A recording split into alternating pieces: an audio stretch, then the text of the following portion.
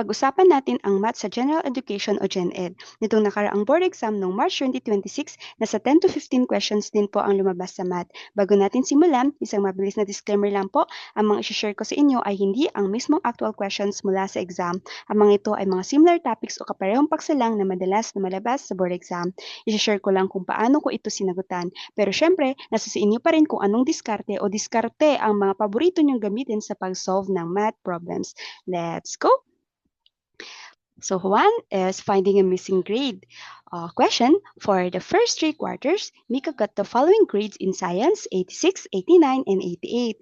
What must be her fourth quarter grade if she wants to finish this school year with a final general average of exactly 88 in that subject? So dito po, ang hahanapin po natin na sagot ay kung ano ang magiging fourth quarter grade ni Mika para makuha ang general average na 88.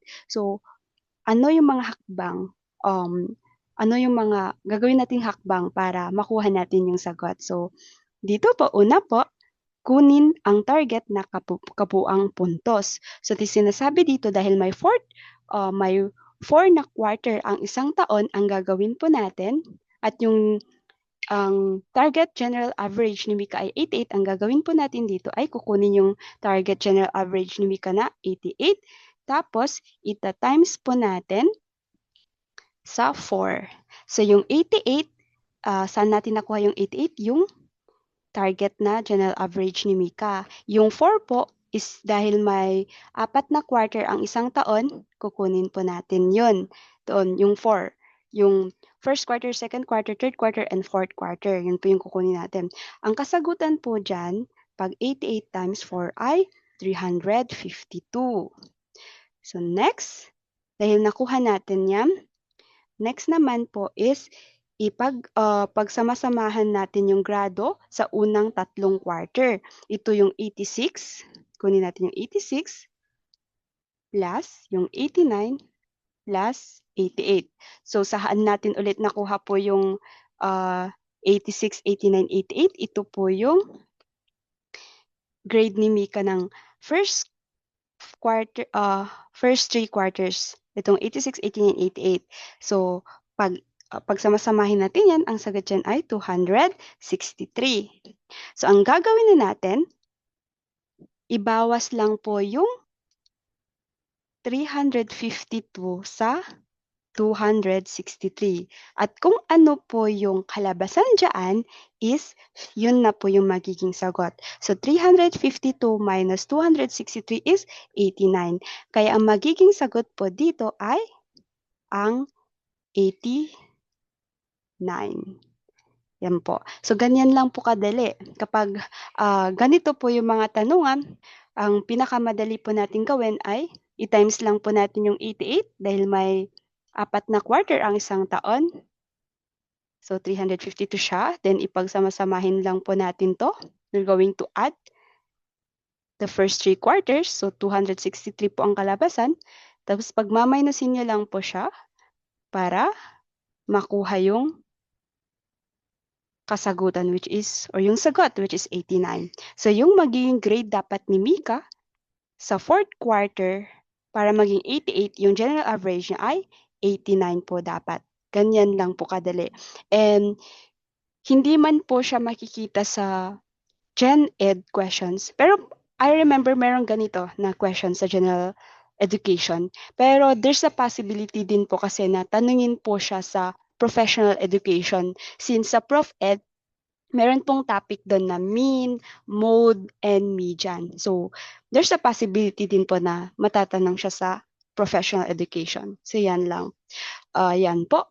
You may ask the question din po sa comment section if may katanungan din po kayo about dito. Next question po.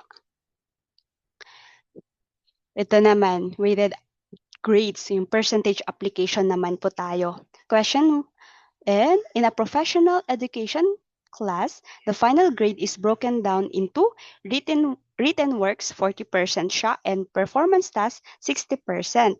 If Leo scores 80% in written works and 90% in performance tasks, what is his final transmuted grade?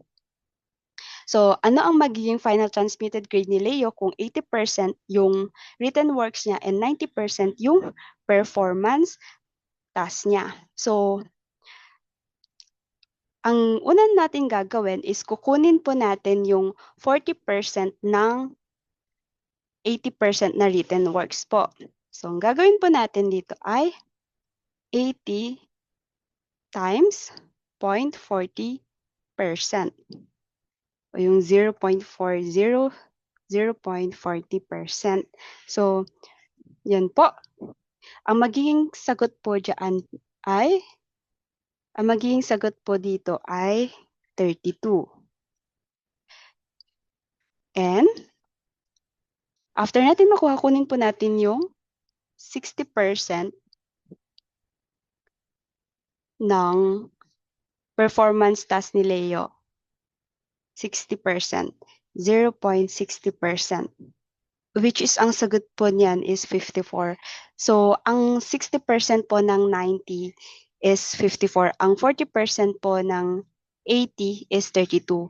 Pero, pag mayroon po kayong, para mabilis po dito, if nahihirapan po kayong mag-compute sa mga dito may point something, kung hindi nahihirapan po kayo, ang gagawin nyo lang po is, gaya dito, you just need to multiply 8 times 4, ang maging sagot niya po ay 32.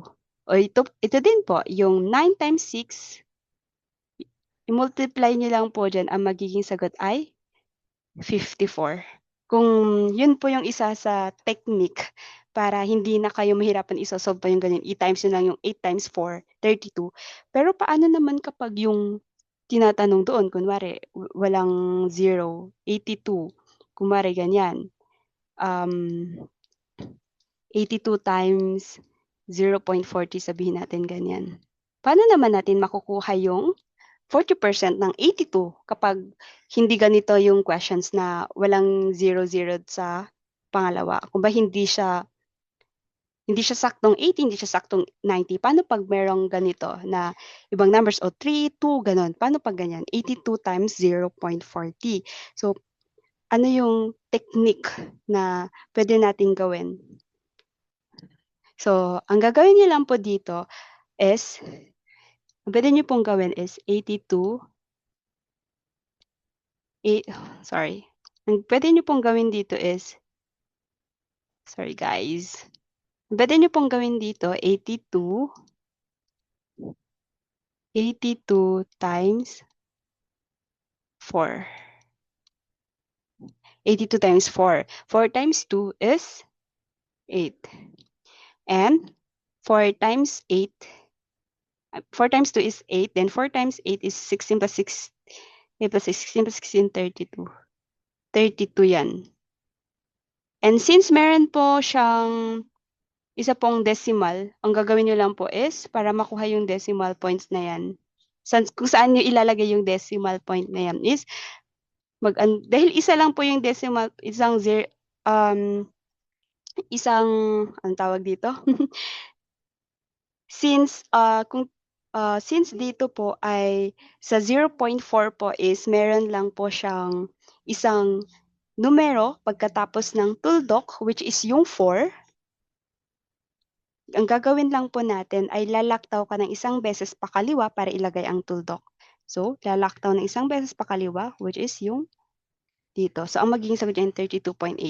Yan po yung magiging technique po natin. So, i-times mo lang po yung 82 times 4 para makuha yung kasagutan na 32.8. So, yan po. So, balik tayo po dito. Kung nakuha na po natin yung sagot dito. So, since nakuha natin yung 40% ng 80 and yung 60% ng 90, we just need to add this one. So, 4 plus 2 is 6. And 5 plus 3 is 8. So, 86 po ang magiging sagot natin. So, ganun po siya kadali. So, yan po ang kasagutan sa question number 2 about sa weighted grade. So, percentage application po ito. So, mag-comment lang po kayo ng iba pang mag-comment lang po kayo ng questions about dito kung meron po kayong hindi naiintindihan na part sa pag-solve para ipapaliwanag po natin ng husto.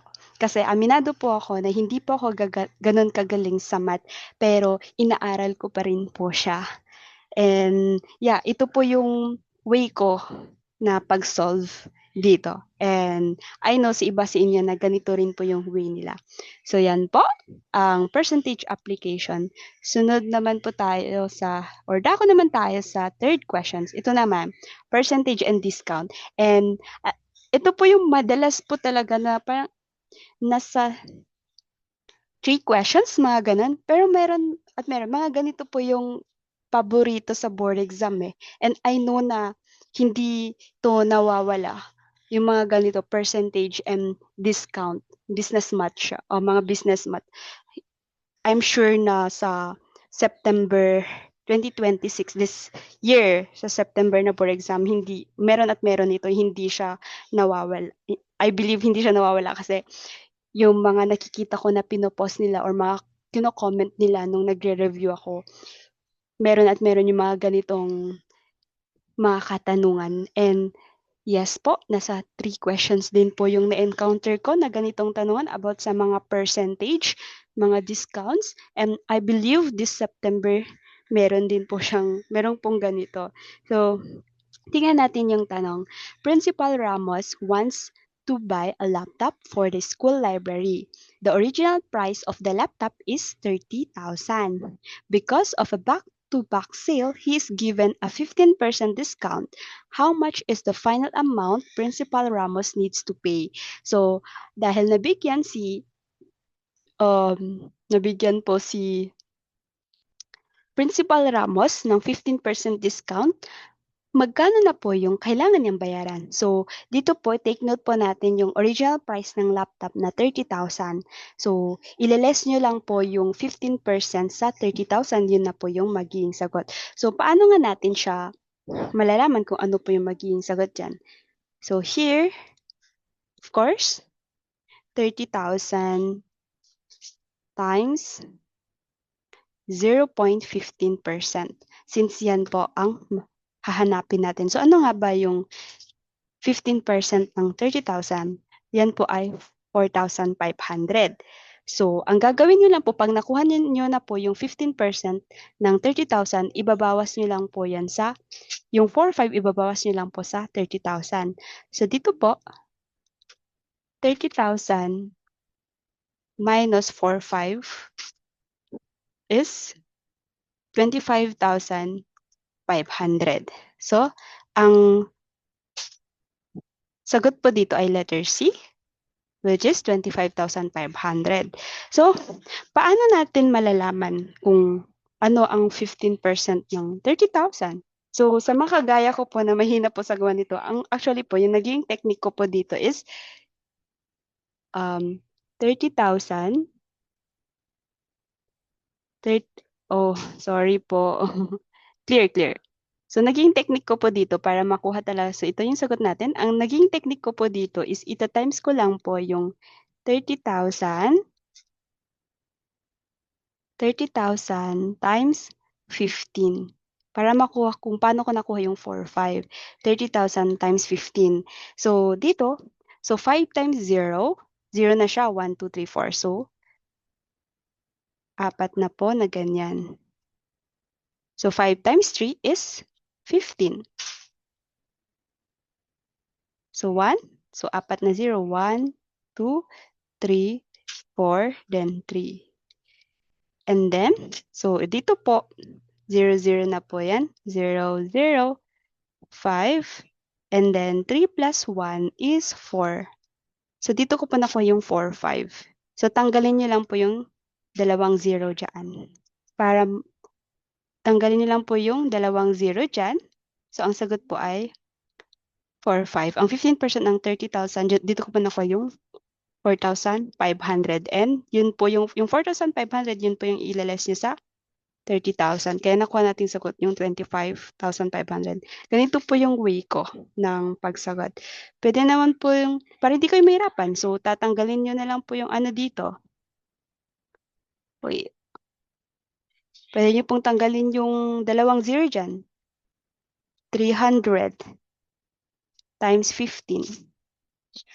Yan. Para makuha niyo po yung sagot na 4,500. Kasi ang 300 times 15 is 45. So, ililess niyo yung 45 sa 30,000. Kaya ang naging sagot natin ay letter C, which is 25,500. Let's proceed po sa last question about sa algebra, age problem po. Question po, Teacher Anna is currently 34 years old, while her child is 4 years old. In how many years will Teacher Anna's age be exactly 3 times the age of her child? So dito po, lumipas man ang mga taon, parehong tumatanda si Teacher Anna at ang kanyang anak. Hinahanap natin ang bilang ng taon kung saan ang edad ni Anna ay magiging 3 beses ng edad ng kanyang anak.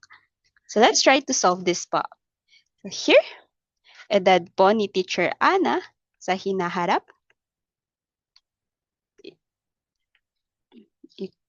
Hinaharap, 3 times po sa edad ng anak, edad ng kanyang anak sa hinaharap.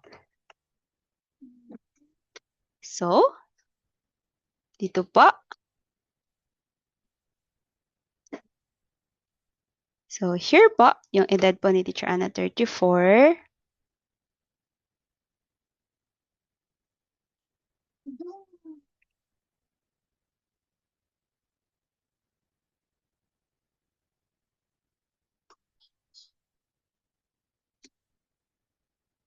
So, magtaka po kayo kung baka magtaka po kayo saan ko po nakuha ito. So, yung 34 po, dito lang po. Sa edad ni Teacher Anna, yung 3 po, 3 times. Yung 4 po, yung age po ng child.